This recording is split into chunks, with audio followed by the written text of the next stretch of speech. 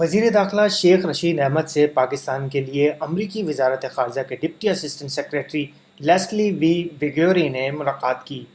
ملاقات میں پاک امریکہ دو طرفہ تعلقات سمیت باہمی دلچسپی کے امور پر بات چیت ہوئی۔ امریکی صحافی ڈینیل پرل قتل کیس میں ملوث مجرم عمر شیخ انسانی اسمگلنگ اور منشیات کی روک تھام سے متعلق اقدامات اور دیگر امور پر گفتگو ہوئی۔ اس موقع پر امریکی ڈپٹی اسسٹنٹ سیکرٹری کا کہنا تھا کہ انسانی اسمگلنگ اور منشیات کی روک تھام کے لیے پاکستان کی حالیہ کوششوں کو سراہتے ہیں۔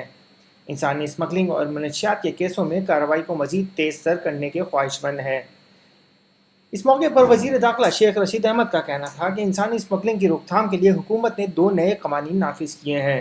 امید ہے نئے قوانین انسانی اسمگلنگ کے خاتمے کے لیے مددگار ثابت ہوں گے۔ انسانی اسمگلنگ کی روک تھام کے لیے پاک افغان سرحد پر باڑ بھی بہت مؤثر ثابت ہو رہی ہے۔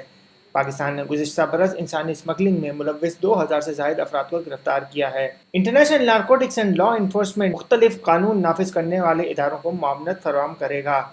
اس موقع پر امریکی ڈپٹی اسسٹنٹ سیکرٹری کا کہنا تھا کہ امید ہے منشیات کے خاتمے کے قوانین میں اصلاحات کے لیے ادارے کی معاونت کارگر ثابت ہوگی۔ پاکستان میں منشیات کنٹرول کے حوالے سے سخت ترین سزائیں موجود ہیں۔